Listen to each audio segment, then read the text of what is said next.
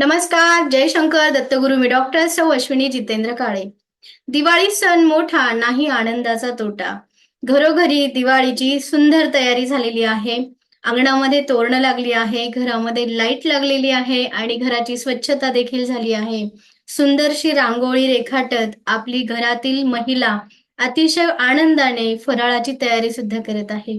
या मंगलमय वातावरणामध्ये तुम्हा सर्वांना ही दीपावली तुमच्या घरामध्ये उत्तम आरोग्य, यश, कीर्ती, पतप्रतिष्ठा, मान-सन्मान आणि अष्टलक्ष्मीची कृपा घेऊन येवो, ह्या प्रार्थनेसहित आजचा हा व्हिडिओ मी तयार करत आहे. दिनांक 31/10/2024 नरक चतुर्दशी या दिवशी पुरुषांचे अभ्यंग स्नान असते. पुरुषांना उठणं आणि सुगंधित तेल लावून छानपैकी स्नान घातले जाते आणि याच्यामध्ये सगळ्यात महत्वाचं म्हणजे की अर्ध्या अंघोळीनंतर दिवा ओवाळला जातो. प्रत्येक पुरुषावरनं घरातली स्त्री ही दिवा ओवाळत असते. हा दिवा हळद कणकेचा असतो आणि हा दिवा ओवाळून आपल्या वास्तूच्या बाहेर आपल्याला ठेवायचा असतो. आपल्या परंपरेनुसार आपण हा सण मोठ्या उत्साहाने आणि आनंदाने नक्की साजरा करा. या मंगल दिनी आपल्याला नरक चतुर्दशीच्या दिवशी जे लोक नवीन व्यवसाय करत आहे, या व्यावसायिक लोकांसाठी नवीन वहीचं पूजन होतं. आपल्या व्यवसायाच्या ठिकाणी सुद्धा पूजा केली जाते. लक्ष्मीची उपासना या दिवशी सुद्धा केली जाते आणि त्यासोबत आपली जी हिशोबाची लेखणी आहे, ती लेखणी याच दिवशी खरेदी केली जाते. या ठिकाणी मी तुम्हाला सांगत आहे की नरक चतुर्दशीच्या दिवशी वही खरेदीचं मुहूर्त काय?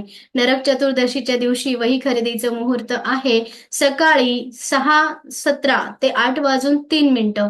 हा जो कालावधी आहे, हा तुम्हाला वही खरेदीसाठी अत्यंत शुभ मानला जातो. त्यानंतर दुपारी 12:19 ते 1:44 हा लाभ मुहूर्त आहे. दुपारी 1:44 ते दुपारी 3:09 हा अमृत मुहूर्त आहे.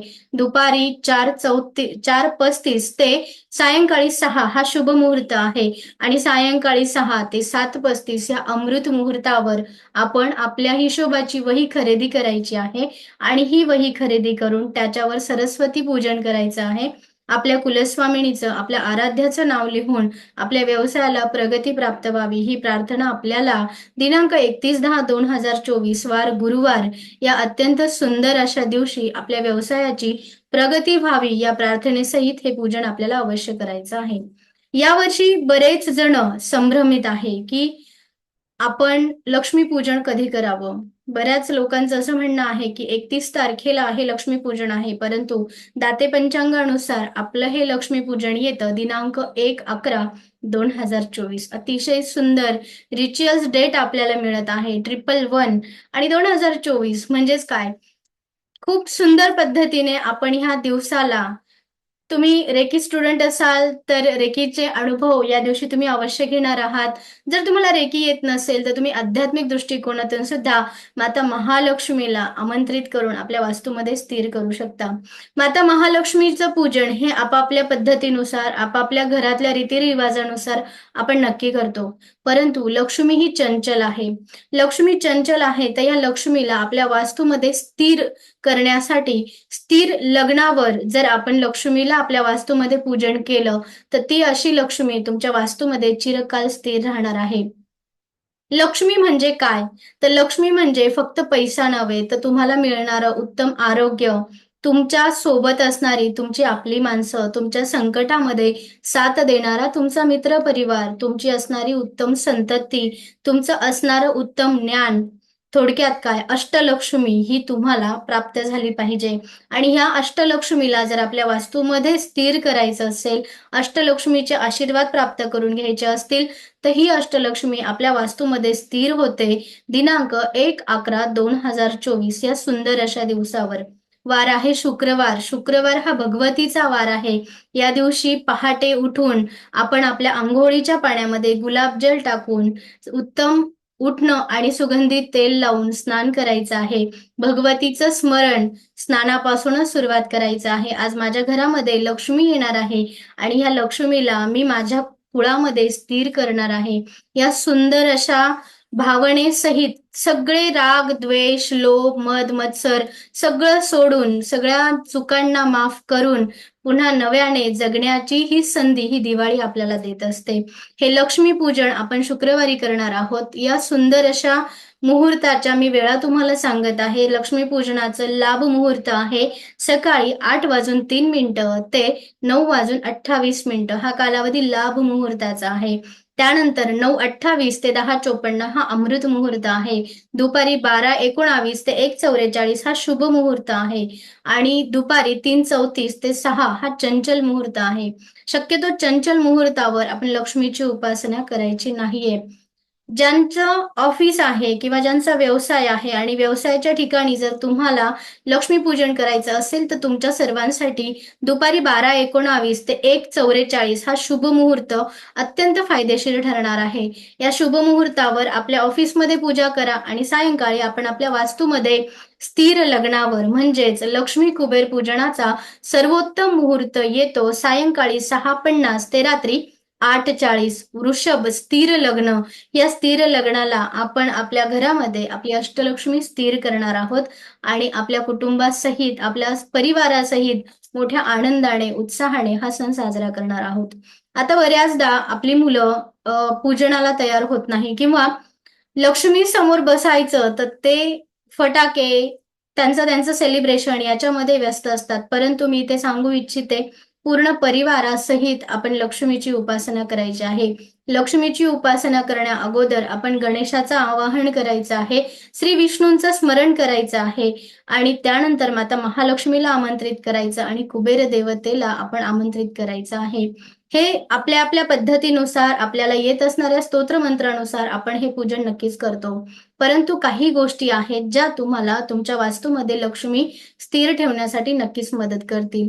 त्यापैकी म्हणजे सायंकाळच्या वेळेस आपल्या घराचा उंबरठा स्वच्छ पुसा आणि उंबऱ्याला हळद, चंदन आणि केसर, हळद, चंदन आणि केसर एकत्र करून छान लेप द्यायचा आहे. त्याचाच एक छानसा स्वस्तिक आणि शुभ लाभ हळद, चंदन, केसरने आपल्या मुख्य दरवाजावर आपल्याला स्वस्तिक आणि शुभ लाभ हे लिहायचं आहे. स्टिकर तुम्ही लावले असतील काही हरकत नाही, परंतु हळद, चंदन, केसरने सुद्धा तुम्हाला शुभ लाभ आपल्या हस्ताक्षराने लिहायचा आहे. माता महालक्ष्मीला आवाहन करण्यासाठी गुलाबजल आपल्या वास्तूमध्ये पूर्णपणे आपल्याला शिंपडायचं आहे. आपल्या घरामध्ये दालचिनी पावडर परिपूर्ण स्प्रेड करा. छानपैकी आपल्या वास्तूमध्ये सुगंधी धूप, दीप लावायचा आहे. आपल्या तुळशी मातेला शुद्ध तुपाचा दिवा लावून त्या दिव्यामध्ये केसर, 2 काडी केसर आपण टाकणार आहोत. लक्ष्मीपूजनाच्या रात्री 12 वाजता अलक्ष्मी विसर्जन केली जाते. हा विषय बऱ्याच जणांना माहीत नाही. मी या व्हिडिओच्या माध्यमातून तुम्हापर्यंत मी सांगू इच्छिते की आपल्या घरामध्ये असणारं दारिद्र्य जर आपल्याला दूर करायचं असेल तर रात्री 12 वाजता आपल्या किचनपासून झाडू न उचलता एका सरळ रेषेत तो झाडू आपल्या मुख्य दरवाजापर्यंत न्यायचा. तिथून बाहेर नेऊन थोडासा झटकून द्यायचा आहे आणि अलक्ष्मी निस्सारण, अलक्ष्मी निस्सारण, माझ्या घरातून मी अलक्ष्मी घेऊन जात आहे, माझ्या घरातलं हे दारिद्र्य मी घेऊन जात आहे आणि त्या झाडूची एक काडी तोडून घरापासून दूर फेकून द्यायची आहे. याला म्हणतात अलक्ष्मी निस्सारण. हा जो काही विधी आहे हा तुम्हाला लक्ष्मीपूजन केल्यानंतर रात्री 12 वाजता करायचा आहे. बऱ्याच घरामध्ये आता भांडी घासायला बाई असते, परंतु लक्ष्मीपूजनाच्या दिवशी मी सगळ्या महिलांना एक सांगू इच्छिते की घरामधलं स्वयंपाकघरातलं जे काही बेसिंग असतं ते स्वच्छ ठेवा, किचन स्वच्छ ठेवा. माता महालक्ष्मीचा वास असतो आणि अशा वेळेस माता महालक्ष्मीसाठी एका ग्लासमध्ये पाणी आणि त्याच्यावर काहीतरी गोडाचा नैवेद्य अवश्य ठेवा. तो झाकून ठेवा आणि दुसऱ्या दिवशी घरातल्या सुनेने, जिला आपण लक्ष्मी म्हणून आणलं आहे, त्या लक्ष्मीने तो नैवेद्य अवश्य घ्या. लक्ष्मीची पूजा करत असताना त्या पूजेमध्ये कमलगट्टेचा तुम्ही वापर नक्की करणार आहात. कमलगट्टेची माळ किंवा कमलगट्टेचे सुट्टे जे काही नग येतात ते 11, 21, 51 आपल्या पद्धतीने आपण ओम श्रीम नमः किंवा ओम श्रीम श्रीये नमः, महालक्ष्मीचे हे जे काही मुख्य मंत्र आहेत ते मी तुम्हाला सांगते.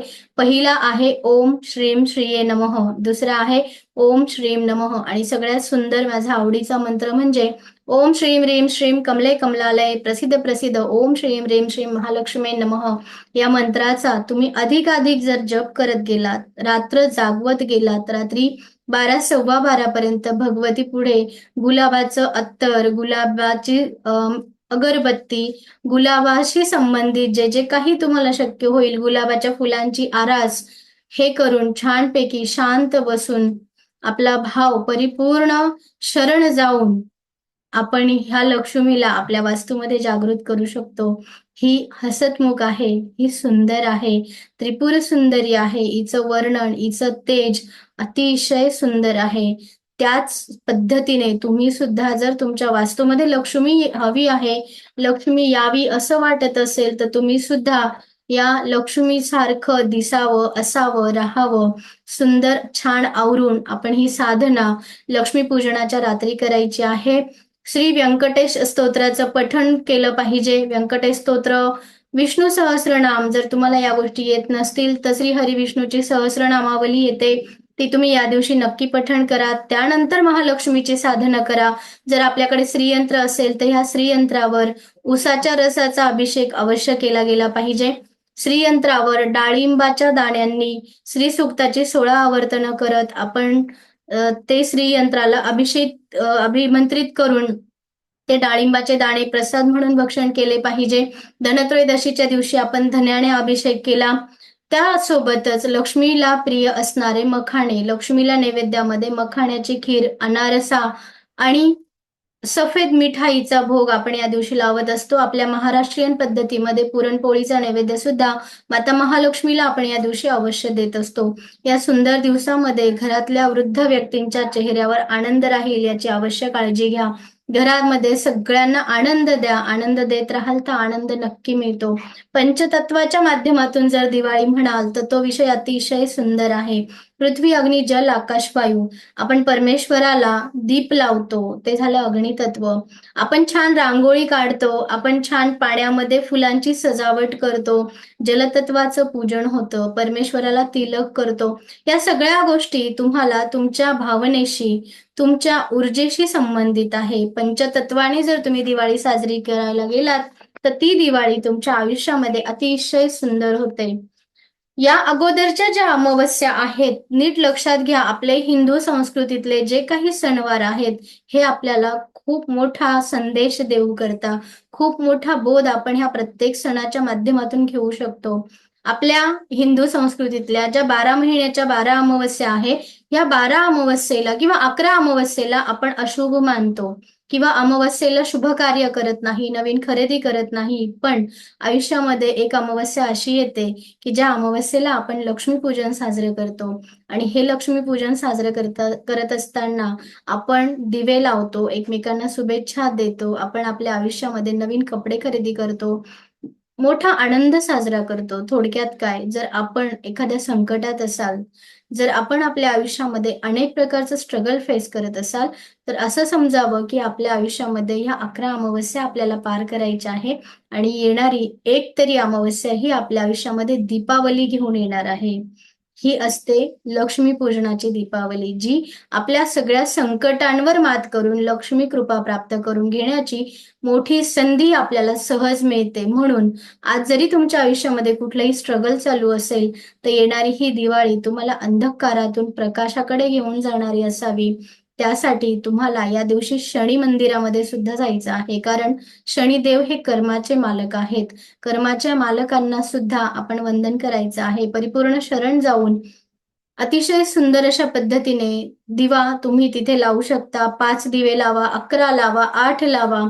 हे दिवे लावल्यानंतर ओम शन शनेश्वराय नमः किंवा क्लीम या मंत्राचा अधिकाधिक जप करा आणि शनी महाराजांना त्यांच्या खांद्यावर काळ्या कपड्यामध्ये दोन्ही टोकाला गुळ बांधून तो कपडा त्यांच्या खांद्यावर ठेवून द्या आणि शनी महाराजांना प्रार्थना करा, माझ्या आयुष्यातील सगळी संकट दूर होऊ द्या, माझ्या कर्माला यश मिळू द्या आणि माझं पूर्ण आयुष्य गोड करण्याची जबाबदारी ही तुमची. शनी महाराजांना प्रार्थना करा. पिंपळ वृक्षाखाली शुद्ध तुपाचा दिवा लावा, पितरांचं स्मरण करा. नदी काठी सुद्धा तुम्हाला हा दिवा लावायचा आहे आणि विशेष म्हणजे कचरा जिथे आपण टाकतो, आता कचरा कुंडीत नाही, पण आपलं जे डस्टबिन आपण ठेवतो, त्या डस्टबिनच्या जवळ सुद्धा या लक्ष्मीपूजनाच्या दिवशी रात्री आपल्याला अवश्य दिवा लावायचा आहे आणि प्रार्थना करायची आहे, माझ्या घरातली सगळी अलक्ष्मी तू दूर कर, तू दूर घेऊन जा. ही प्रार्थना आपण आपल्या कचरा कुंडीमध्ये कचरा कुंडीजवळ सुद्धा दिवा लावून आपण करू शकतो. अतिशय छान उपाय आहे, भरपूर उपाय आहे. जितके शक्य असतील तितके अवश्य करा. एकमेकांना आनंद द्या, भेटवस्तू द्या, आनंद लुटा, यथाशक्ती यथाभक्ती. पण एक विनंती करेल की शक्यतो इलेक्ट्रॉनिक वस्तू भेट म्हणून देऊ नका. तुम्ही वस्त्रदान अवश्य करा. वस्त्रदान केल्याने शुक्राची बलवत्ता वाढते. त्यामध्ये हे लक्ष्मीपूजन आलं आहे शुक्रवारी. मखाण्याची खीर अवश्य ठेवा. मखाण्याची खीर तुम्ही या मंगल मुहूर्तावर अवश्य देऊ शकता. आणि ही खीर तुम्ही घरामध्ये बनवून त्याच्यामध्ये केसर टाकून तुम्ही तुमच्या कुटुंबाला सुद्धा हा प्रसाद अवश्य द्यायचा आहे. या सुंदर अशा दिवसाच्या तुम्हा सर्वांना मंगलमय सदिच्छा देते. ही दीपावली तुमच्या आयुष्यामध्ये भरभरून आनंद घेऊन येवो. व्हिडिओ आवडला असेल तर लाईक करा, शेअर करा आणि कमेंटमध्ये जय शंकर लिहायला विसरू नका. माता महालक्ष्मी तुमच्या घरामध्ये अष्टदिशेने येवो आणि ही अष्टलक्ष्मी तुमच्या घरामध्ये स्थिर हो. जय शंकर दत्तगुरु. शुभ दीपावली.